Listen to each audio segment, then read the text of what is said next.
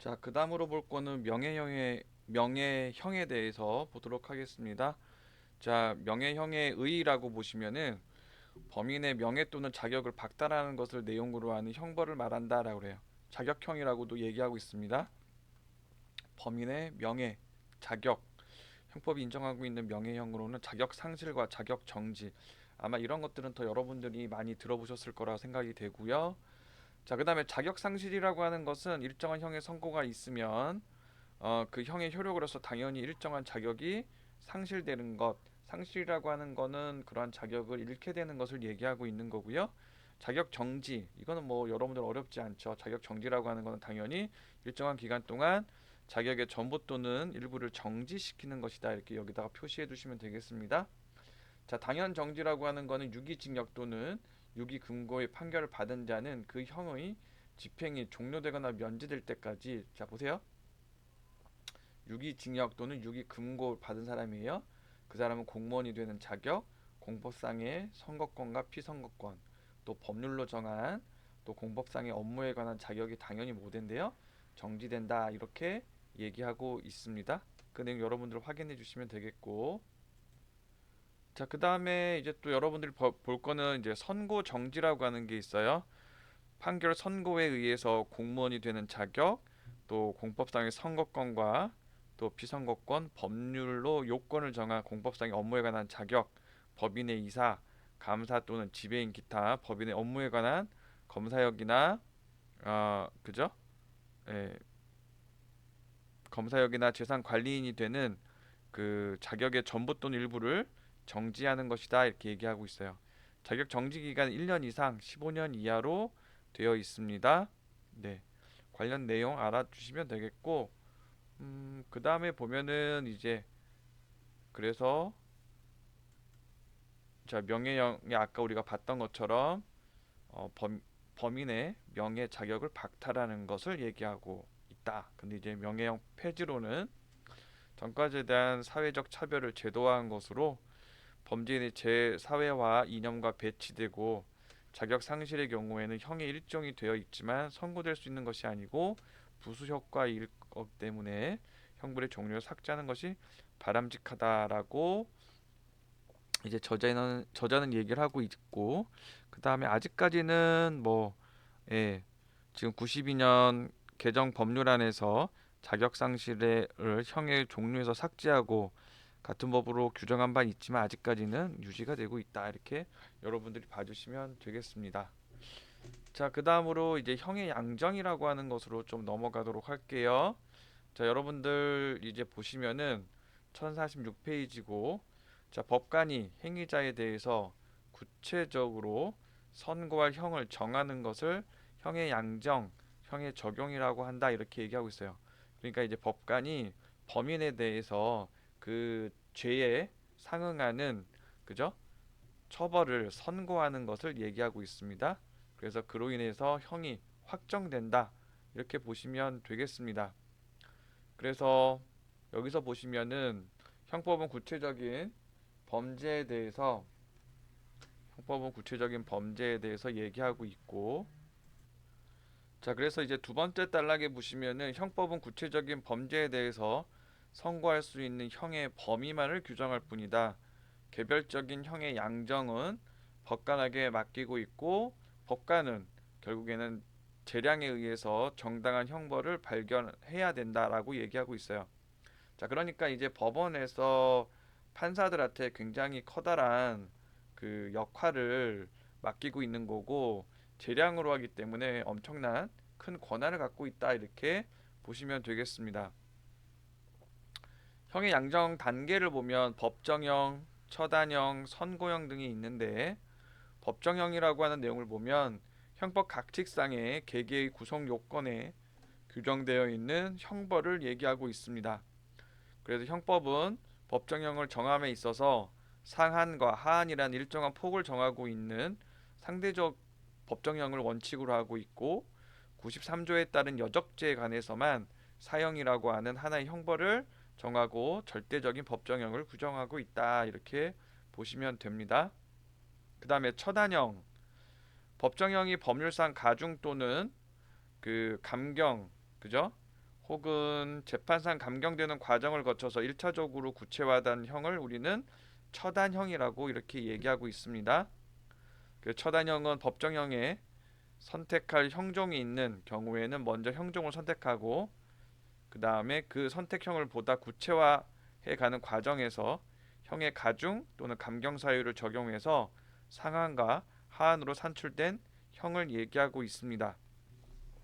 예를 들면 강도죄의 법정형은 하한이 3년으로 규정되어 있습니다. 그래서 3년으로 규정되어 있고요. 유기징역 상한이 30년으로 정해져 있기 때문에 실제 법정형에서는 단기 3년, 장기 30년이 되고 법률상 감경 사유가 있는 경우에 처단형은 법정형의 2분의 1을 감경하고 단기 1년 6월, 장기는 15년 6월 이렇게 이제 적용을 해서 우리가 하고 있다. 이렇게 봐주시면 되겠습니다. 선고형을 볼까요?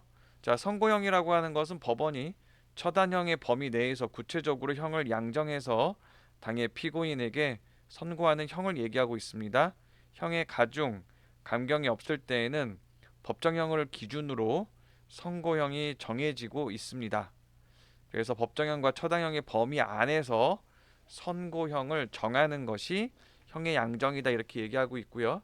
아까 위에서 예를 들었던 걸로 보면 강도죄의 경우 감경 사유가 적용돼서 정해진 처단형 1년 6월과 15년 6월 범위 내에서 피고인에게 강도죄로 징역 3년을 선고하면 그것이 바로 선고형이 된다 이렇게 보시면 됩니다. 자, 그리고 자유형 선고의 두 가지 형식은 정기형, 부정기형이 있습니다. 부정기형은 다시 절대적 부정기형과 상대적 부정기형이 있다. 참고해 주시면 되겠고 소년법에 의해서 소년범에 대해서는 상대적 부정기형을 인정하고 있다는 것만 여러분들이 좀 따로 체크해 주시면 좋겠습니다. 자, 그리고 이제 그 다음 단계로 가서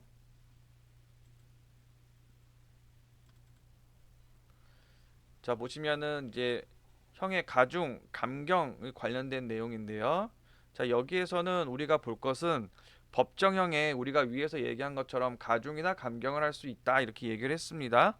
그러면 어떨 때 가중하고 어떨 때 감경을 하는지에 대한 정의만 여러분들이 좀 봐주시면 될 것 같습니다. 형의 가중에 대해서는 법률상의 가중만을 의미한다.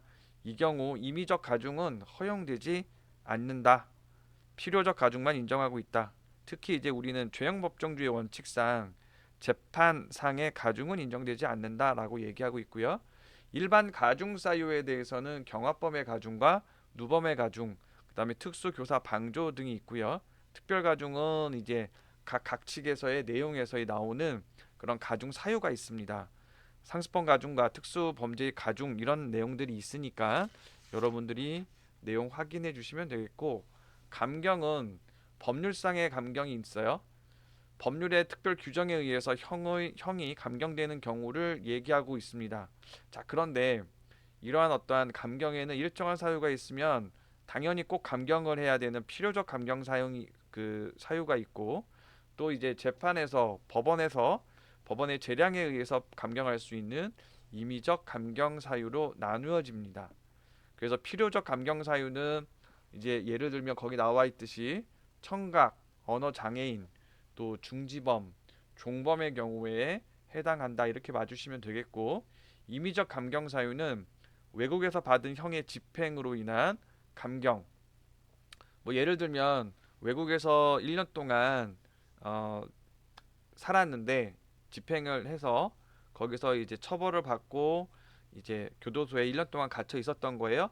다시 이제 우리나라로 와서 보니까 3년. 그러면은 이제 3년에서 1년 빼서 2년 동안만 우리나라에서 이제 교도소에 있으면 된다. 이렇게 여러분들이 보시면 될 것 같아요. 과잉 방위, 과잉 피난, 과잉 자구 행위, 심신미약, 네, 그다음에 미수범, 불능미수, 자수 또는 자복, 또 해방 감경 등이 이제 임의적 감경 사유에 해당합니다. 재판상의 감경 보시면은 법률상의 특별한 감경 사유가 없는 경우에도 법원은 범죄의 정상에 참작할 만한 사유가 있는 때에는 그 형을 감경할 수 있다. 그래서 정상 감경이라고도 하는데 이는 형을 가중하거나 형을 감경하는 경우도 가능하다. 이렇게 보시면 되겠습니다. 형의 가감내로 넘어갑니다. 형의 가감내, 가중, 감경의 순서로 나와 있습니다. 당연히 여기에서는 보면은 각칙 본조의 가중, 또 34조 2항의 가중, 누범 가중, 법률상 가중, 감경, 그다음에 경합범의 가중, 정상 감경 이런 어떠한 순서로 되는 거고요. 형의 가중 정도는 유기징역이나 유기금고를 가중하는 경우 50년까지로 한다. 거기 표시해 두시면 되겠고요. 나머지는 해당 법률의 규정에 따라서 하도록 되어 있다. 그 다음에 21번 보시면은 형의 감경 정도와 방법이라고 나와 있습니다. 법률상의 감경의 정도와 방법, 정상 감경의 정도와 방법 나눠져 있는데, 법률상의 감경은 사형을 감경할 때는 무기 또는 20년 이상 50년 이하의 징역 또는 금고로 하고, 무기징역 또는 무기금고를 감경할 때는 10년 이상 50년 이하의 징역 또는 금고로 하고 있습니다. 자, 이런 내용들을 통해서 감경이 이루어지고 있다라는 것 정도만 여러분들 파악해 주시면 되겠고, 정상 감경의 정도와 방법 보시면은 법률사의 감경례를 우리는 준해야 된다 이렇게 얘기하면서 네, 그것도 보시면 되겠고요. 징역형과 벌금형을 병가하는 경우 특별한 규정이 없는 한 어느 한쪽만을 장량 감경할 수는 없다 이렇게 얘기하고 있습니다.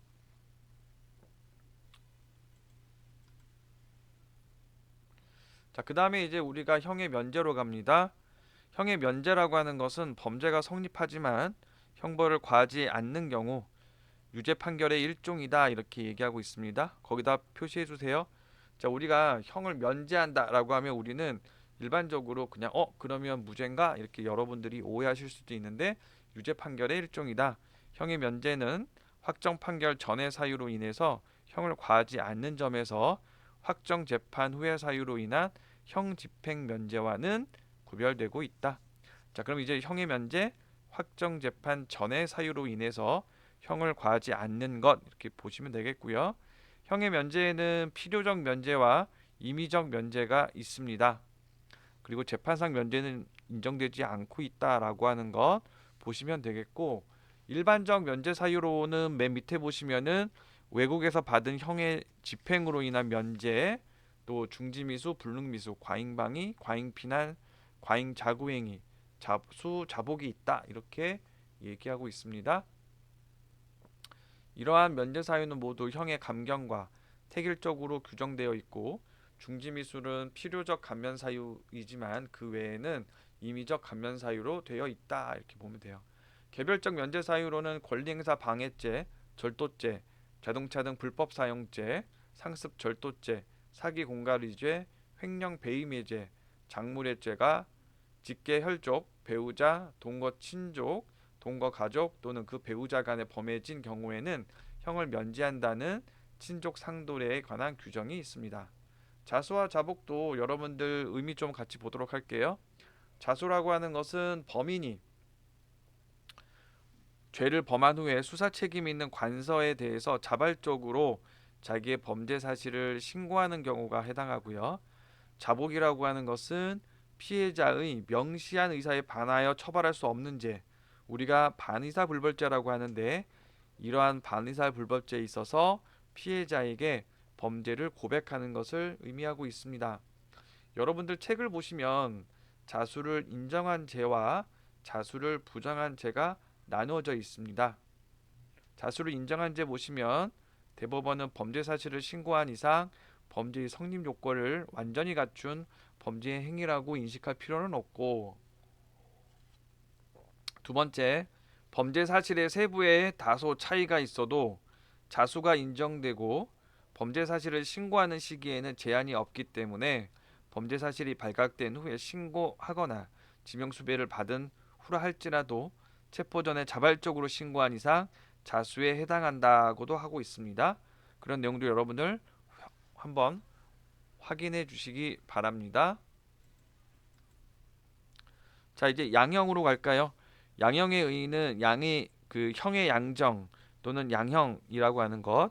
자, 법정형의 법률상의 가중 감경 또는 장량 감경을 한 처단형의 범위 내에서 범인과 범행 등에 관련된 재반 사정을 고려하여, 그러니까 여러 가지 사정들을 고려해서 구체적으로 선고할 형을 정하는 것을 이제 얘기하고 있습니다. 우리 위에 앞에서도 살펴봤듯이 법관에게 굉장히 광범위한 재량을 인정하고 있다. 다만 이러한 재량은 자유재량이 아니라 형법 또 형사 정책적 기준에 따라서 거기에 합리적으로 해야 되는 것이다. 자, 양형의 기준으로 갑니다. 양형의 기초로서의 책임 이렇게 보시면은, 자, 양형의 기초로서의 책임은 거기 보시면 행위자의 책임, 양형의 기초는 행위자의 책임으로 하고 있다라는 내용이 나와 있어요. 그 내용 여러분들 확인해 주시면 되겠고, 그 다음 장 넘어가시면 양형의 기초가 돼서 형벌의 한계선을 그어주는 책임은 범죄 성립의 세 번째 요건인 형벌 근거 책임과 개념적으로 구별되면서 양형 책임이라고 하는 것으로 표현이 되고 있다 이렇게 얘기하고요. 형벌 근거 책임은 규범적 책임 개념으로서 이를 비난 가능성이라는 평가 그 자체로 이해하면 책임의 크기를 결정할 수는 없다. 따라서 양형 책임의 실체로 남는 것은 불법이라고 해야 한다. 따라서 이에 따르면 양형 책임은 행위에 대한 그 사회 윤리적 불법 판단의 경중을 거기 밑줄 그어두세요. 사회 윤리적 불법 판단의 경중을 결정하는 모든 요소의 총체, 즉 책임 있는 불법을 의미한다. 이렇게 책임 있는 불법을 의미한다. 이렇게 되고 있습니다.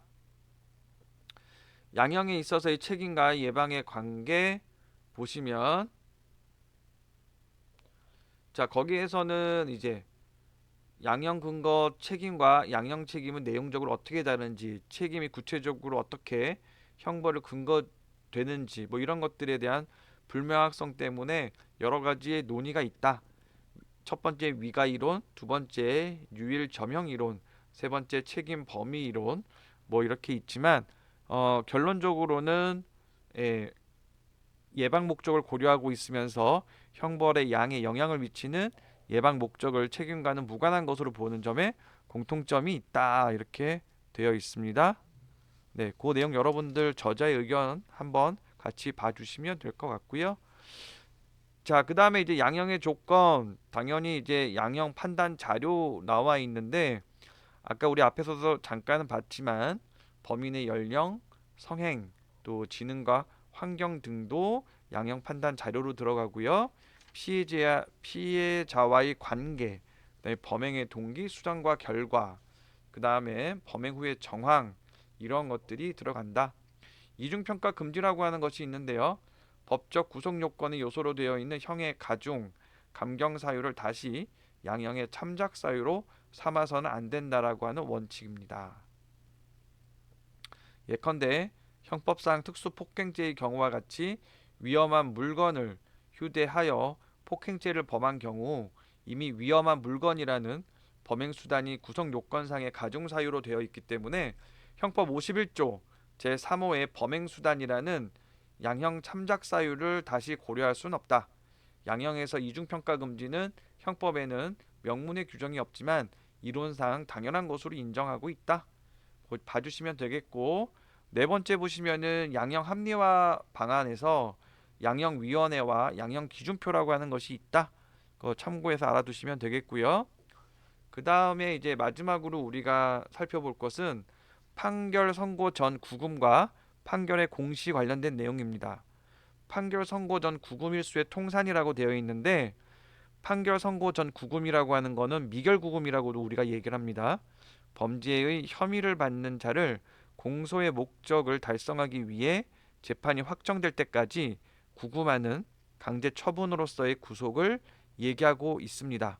미결구금은 형의 종류는 아니지만 자유를 구속한다는 점에서 자유형과 내용적으로는 동일하고 실무에서는 실제로 자유형의 집행으로 운용되고 있는 경향도 있다라고 하는 것 여러분들이 봐주시면 되겠습니다.